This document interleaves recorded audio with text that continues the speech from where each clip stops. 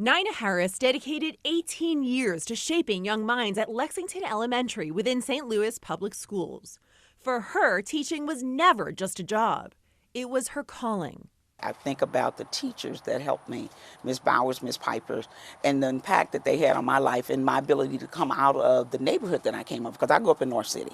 My passion was just helping young people be better human beings. But passion came at a price. It was so bad the last time I actually kept track, which was about 6 years ago, and I spent $12,000 on stuff for my classroom. I spend $500 to $600 every year just on snacks for my classroom. So all of that little stuff just keeps constantly adding up. She says it's crucial for school districts to pay attention to what teachers really need. Districts truly need to listen to teachers.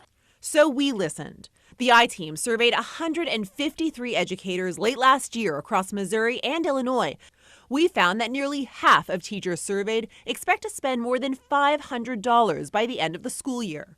Over 30% of teachers reported spending more compared to a year ago. The resources are just not coming in the way they should. Our survey revealed that teachers in rural areas face similar out-of-pocket challenges as their urban and suburban counterparts. About 40% of all teachers we surveyed reported having an additional job to make ends meet. Many are turning to crowdfunding or Amazon wish lists just to stock their classrooms. Beyond school supplies, teachers told us they're purchasing hygiene items and even furniture to create a safe, welcoming space for students. It's frustrating because we shared our survey results with Todd Fuller from the Missouri State Teachers Association, and one finding surprised him the most. The number of teachers that are not reimbursed for the money that they're spending on supplies for their students. It's larger actually than I expected it to be. All this comes as Missouri continues to rank near the bottom for teacher pay. In May, Senate Bill 727 bumped the starting salary to $40,000. But Fuller points out that's still up to $10,000 less than neighboring states like Arkansas and Illinois.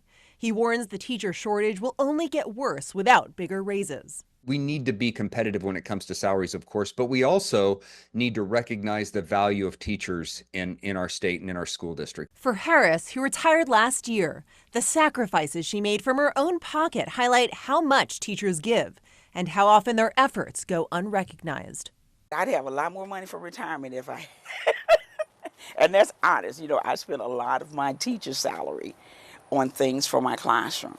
Teachers tell us school districts need to step up and make sure there's a clear reimbursement policy for teachers spending their own money on classrooms. The surprising part? More than 73% of teachers we surveyed said their district either does not have a policy or they have no idea if one exists. For the I-Team, Paula Vasan, 5 on your side.